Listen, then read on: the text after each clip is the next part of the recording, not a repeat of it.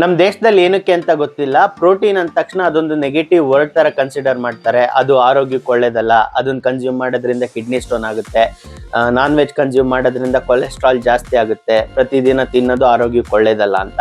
ಅದೇ ಬೇರೆ ದೇಶದಲ್ಲಿ, ಎಸ್ಪೆಷಲಿ ಅಮೇರಿಕದಲ್ಲಿ, ನೀವು ಬರೀ ಕಾರ್ಬೋಹೈಡ್ರೇಟ್ ಫುಡ್ ಏನಾದ್ರು ಆರ್ಡರ್ ಮಾಡಿದ್ರೆ, ಬ್ರೆಡ್ಡು, ಜಾಮು ಅಥವಾ ನೂಡಲ್ಸು, ಬರ್ಗರು, ಪಿಜ್ಜಾ ಅಥವಾ ರೈಸ್ ಐಟಮ್ ಏನಾದ್ರು ಮಾಡಿದ್ರೆ ಅವ್ರು ಕೇಳೋದು ಪ್ರೋಟೀನ್ಗೆ ಏನು ಫುಡ್ ಆ್ಯಡ್ ಮಾಡಲಿ ಸರ್ ಅಂತ ಹೋಟೆಲ್ನಲ್ಲಿ. ಅದೇ ನಮ್ಮಲ್ಲಿ ಹೇಗಿದೆ, ಚಪಾತಿ ದೋಸೆ ಅಂದ ತಕ್ಷಣ ಅದ್ರ ಜೊತೆ ಚಟ್ನಿ, ಪಲ್ಯ, ಇಲ್ಲ ಸಾಗು, ಪೂರಿ ಜೊತೆ ಈ ರೀತಿ ಅಂತಾರಲ್ಲ. ಇಲ್ಲ ನನಗೆ ಬೆಳಗ್ಗೆ ತಿಂಡಿ ಆದ ತಕ್ಷಣ ಒಂದು ಟೀ ಬೇಕು, ಊಟ ಆದ ತಕ್ಷಣ ಒಂದು ಸ್ಮಾಲ್ ಸ್ವೀಟ್ ತಿನ್ನಬೇಕು, ಔಟ್ಸೈಡ್ ಹೋಟೆಲಲ್ಲಿ ಫುಡ್ ತಿನ್ನುವಾಗ ಇಡ್ಲಿ ಜೊತೆ ಅಥವಾ ರೈಸ್ ಬಾತ್ ಜೊತೆ ಒಂದು ವಡೆ ಇರಲೇಬೇಕು ಅಂತ. ಹಾಗೆ ಪ್ರೋಟೀನ ಕನ್ಸಿಡರ್ ಮಾಡ್ತಾರೆ. ಬಿಕಾಸ್ ಪ್ರೋಟೀನ್ ಇಲ್ಲದೆ ಆ ಒಂದು ಮೀಲ್ ಕಂಪ್ಲೀಟೇ ಆಗಲ್ಲ. ಸೊ ನಮ್ಮ ದೇಶದಲ್ಲಿ ಇದನ್ನ ಕನ್ಸಿಡರೇಷನ್ಗೆ ತಗೊಬೇಕು. ಬೆಳಗ್ಗೆ ರೈಸ್ ಐಟಮ್ ಏನೇ ಮಾಡಿದ್ರು ಅದ್ರ ಜೊತೆ ಸೋಯಾ ಚಂಕ್ಸ್ ಒಂದಷ್ಟು ಆ್ಯಡ್ ಮಾಡಿ, ವೆರಿ ರಿಚ್ ಇನ್ ಪ್ರೋಟೀನು, ಆರೋಗ್ಯಕ್ಕೆ ಒಳ್ಳೇದು. ಮಧ್ಯಾಹ್ನ ಅಥವಾ ರಾತ್ರಿ ಒಂದು 2-4 ಮೊಟ್ಟೆ ಇಲ್ಲ ವೇಯ್ ಪ್ರೋಟೀನು ಅದು ಕನ್ಸ್ಯೂಮ್ ಮಾಡ್ಬೋದು. ಆಮೇಲೆ ಪೇರೆಂಟ್ಸು ಎಜುಕೇಟೆಡ್ ಆಗಿರಲ್ಲ ಇದ್ರ ಬಗ್ಗೆ. ಮಕ್ಕಳು ಜಿಮ್ಗೆ ಹೋಗ್ಬೇಕು ಅಂದ್ಬಿಟ್ಟು ಅದ್ರ ಬಗ್ಗೆ ರಿಸರ್ಚ್ ಮಾಡಿ ಹೇಳಿದ್ರು ಪೇರೆಂಟ್ಸ್ಗೆ ಹೇಗೆ ಪ್ರೋಟೀನ್ ನಮ್ಮ ಆರೋಗ್ಯಕ್ಕೆ ಒಳ್ಳೇದು ಅಂತ. ಅವ್ರನ್ನ ನನ್ ನಿನ್ಕಿಂತ ಜಾಸ್ತಿ ಗೊತ್ತು, ನನ್ ನಿನ್ಕಿಂತ ಏಜ್ ಆಗಿದೆ, ನಾನು ನಿನ್ಕಿಂತ ಬುದ್ಧಿವಂತ, ನೀನು ನನ್ನ ಮಾತು ಕೇಳು, ಆನ್ಲೈನ್ ಅಲ್ಲಿ ಯಾರೋ ಹೇಳ್ತಾರೆ ಅವ್ರ ಮಾತು ಕೇಳ್ತಿಯಲ್ಲ, ನನ್ನ ಮಾತು ಕೇಳಲ್ಲ ಅಂತ ಅಂತಾರೆ. ಆಮೇಲೆ ಯಾವುದೋ ಒಂದು ಜಿಮ್ ಅಲ್ಲಿ ಡೆತ್ ಆಗೋಯ್ತು, ಪ್ರೋಟೀನ್ ತಗೊಂತಿದ್ರು ಅಂದ ಮಾತ್ರಕ್ಕೆ ಎಲ್ಲದನ್ನು ಅದೇ ಒಂದು ಕ್ಯಾಟಗರಿಗೆ ಹಾಕ್ಬಿಡ್ತಾರೆ, ಪ್ರೋಟೀನ್ ತಗೊಳ್ಳೋದ್ರಿಂದನೇ ಹಿಂಗಾಯ್ತು ಅಂತ. ಆಮೇಲೆ ಸಿಗರೆಟ್ ಇಂದ ಡೆತ್ ಆಗ್ತಾ ಇದೆ, ಒಬೆಸಿಟಿಯಿಂದ ಡೆತ್ ಆಗ್ತಾ ಇದೆ, ಹಾರ್ಟ್ ಅಟ್ಯಾಕ್ ಆಗ್ತಾ ಇದೆ, ಆಲ್ಕೋಹಾಲ್ ಇಂದ ಪ್ರಾಬ್ಲಮ್ ಆಗ್ತಾ ಇದೆ, ಹೆಲ್ತ್ ಕೊಲೆಸ್ಟ್ರಾಲ್ ಪ್ರಾಬ್ಲಮ್ಸ್ ಎಲ್ಲ ಆಗ್ತಾ ಇದೆ ಅನ್ನೋದನ್ನ ಯಾರು ಕನ್ಸಿಡರೇಷನ್ಗೆ ತಗೊಳ್ಳಲ್ಲ. ಅಷ್ಟೊಂದು ಡೆತ್ತು ಆಕ್ಚುಲ್ ಪ್ರೂಫ್ ಇದ್ರೂ ಅದನ್ನ ಕನ್ಸಿಡರೇಷನ್ ತಗೊಳ್ಳಲ್ಲ. ಬಟ್ ಪ್ರೋಟೀನ್ ಅಲ್ಲಿ ಎಲ್ಲೋ ಒಂದ್ಸತಿ ಯಾರೋ ಒಬ್ರಿಗೆ, ಅದು ಪ್ರೋಟೀನ್ ಇಂದ ಆಗಿರಲ್ಲ, ಅವ್ರಿಗೆ ಪ್ರೀವಿಯಸ್ಲಿ ಇರೋ ಬ್ಯಾಡ್ ಹ್ಯಾಬಿಟ್ಸ್ ಇಂದ ಡೆತ್ ಆಗಿರುತ್ತೆ, ಅದನ್ನ ಇದಕ್ಕೆ ರಿಲೇಟ್ ಮಾಡಕ್ ಶುರು ಮಾಡ್ತಾರೆ. ಏನಾದ್ರು ಎಜುಕೇಟ್ ಮಾಡಿದ ತಕ್ಷಣ ನಾನು ನಿನ್ಕಿಂತ ತಿಳ್ಕೊಂಡಿರೋನು ದೊಡ್ಡವನು, ನನಗೆಲ್ಲ ಗೊತ್ತು ಅನ್ನೋ ಒಂದು ಮನೋಭಾವ.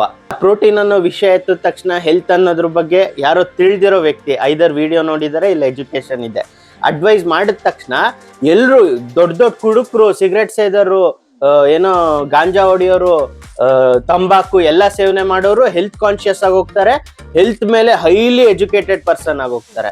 ಸೊ ಇದು ಕಂಪ್ಲೀಟ್ಲಿ ರಾಂಗು. ಈ ಒಂದು ಮನಸ್ಥಿತಿನ ನಮ್ಮ ದೇಶದಿಂದ ತೆಗೆದಾಕ್ಬೇಕು. ಆರೋಗ್ಯವಾಗಿರ್ಬೇಕಂದ್ರೆ ಪ್ರೋಟೀನ್ ಇಂಟೇಕ್ ಇಂದಾನೆ ನೀವು ವಯಸ್ಸಾದ್ರೂ ಗಟ್ಮುಟ್ಟಾಗಿ ಓಡಾಡ್ಬೇಕು, ಯಾರ ಮೇಲೂ ಡಿಪೆಂಡ್ ಆಗ್ಬಾರ್ದು ಅಂದ್ರೆ ಪ್ರತಿದಿನ ಪ್ರೋಟೀನ್ ಇಂಟೇಕ್ ಮಾಡಲೇಬೇಕು. ಅವಾಗಲೇ ಮಸಲ್ಲು, ಜಾಯಿಂಟ್ಸು, ಪ್ರತಿಯೊಂದು ನ್ಯೂಟ್ರಿಯೆಂಟ್ಸು ಸಿಕ್ಕಿ ಸ್ಟ್ರಾಂಗ್ ಆಗಿರೋದು. ಪ್ರೋಟೀನ್ ಇಂಟೇಕು ಇಂಡೈರೆಕ್ಟ್ ಆಗಿ ನಿಮ್ ಫ್ಯಾಟ್ ಲಾಸ್ ಹೆಲ್ಪ್ ಮಾಡುತ್ತೆ, ಫಿಟ್ ಆಗಿ ಇಟ್ಕೊಳ್ಳಕ್ ಹೆಲ್ಪ್ ಮಾಡುತ್ತೆ ಅಂತ ಅನ್ನೋದಕ್ಕೆ ಇದೇ ರೀಸನ್. ನಾನು ರೀಸೆಂಟ್ಲಿ ಒಂದು 3-4 ವೀಕ್ಸ್ ಬ್ಯಾಕು ಒಂದು ಮೈನರ್ ಶೋಲ್ಡರ್ ಇಂಜುರಿ ಆಯಿತು.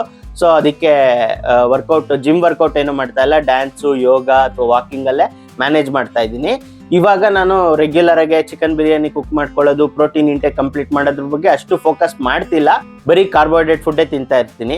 ಬೆಳಗ್ಗೆ ಒಂದು ಸ್ಕೂಪ್ ವೇಯ್ ಪ್ರೋಟೀನು, ಒಂದು ಸಿಂಗಲ್ ತಟ್ಟೆ ಇಡ್ಲಿ ಜೊತೆಗೆ 1-2 ವಡೆ ಅಥವಾ ಹಾಫ್ ರೈಸು, ಅದು ಟೊಮೊಟೊ ಬಾತ್ ಇರ್ಬೋದು, ತರಕಾರಿ ಬಾತ್ ಇರ್ಬೋದು, ಗೀ ರೈಸ್ ಇರ್ಬೋದು, ಜೀರಾ ರೈಸ್ ಇರ್ಬೋದು, ಈ ರೀತಿ ಐಟಮ್ ಹಾಫ್ ಪ್ಲೇಟು. ಹೀಗೆ ಮಾಡಿದಾಗ ನನಗೆ ಮಧ್ಯಾಹ್ನವರೆಗೂ ಯಾವುದೇ ಕಾರಣಕ್ಕೂ ಹೊಟ್ಟೆ ಹಸಿಯಲ್ಲ, 1 ಗಂಟೆ 2 ಗಂಟೆ ಆಗೋವರೆಗೂ.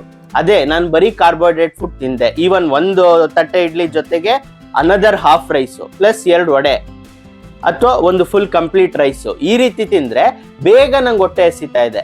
ಈವನ್ 11-12ಕ್ಕೆಲ್ಲ ಹೊಟ್ಟೆ ಹಸಿಯಕ್ಕೆ ಶುರು ಆಗುತ್ತೆ, 8-9 ಗಂಟೆಗೆ ತಿಂಡಿ ತಿಂದ್ರೆ. ಸೊ ಪ್ರೋಟೀನು ನಿಮ್ಮನ್ನ ಜಾಸ್ತಿ ಹೊತ್ತು ಹೊಟ್ಟೆ ತುಂಬಿಸ್ಕೊಂಡಿರುತ್ತೆ, ಲಾಂಗರ್ ಡ್ಯೂರೇಷನ್ ಅಲ್ಲಿ ಹಂಗರ್ನ ಕಂಟ್ರೋಲ್ ಮಾಡಕ್ಕೆ ಹೆಲ್ಪ್ ಆಗುತ್ತೆ. ಸೊ ಹೊಟ್ಟೆ ಬೇಗ ಹಸಿಲಿಲ್ಲ ಅಂದ್ರೆ ನೀವು ಓವರ್ ಆಗಿ ತಿನ್ನಲ್ಲ, ಓವರ್ ಆಗಿ ತಿನ್ನಿಲ್ಲ ಅಂದ್ರೆ ಓವರ್ ಕ್ಯಾಲರಿ ಫೀಡ್ ಆಗಲ್ಲ, ನೀವು ಫಿಟ್ ಆಗಿರ್ತೀರ. ಜೊತೆಗೆ ನಿಮ್ಗೆ ಯಂಗಲ್ಲಿ ಆಟೋಮೆಟಿಕ್ ಆಗಿ ಮಸಲ್ ಬಿಲ್ಡ್ ಆಗಿರುತ್ತಲ್ಲ, ಆ ಮಸಲ್ನ ಏಜ್ ಆದ್ರೂ ರಿಟೈನ್ ಮಾಡಕ್ಕೆ ಹೆಲ್ಪ್ ಮಾಡೋದು ಪ್ರೋಟೀನು.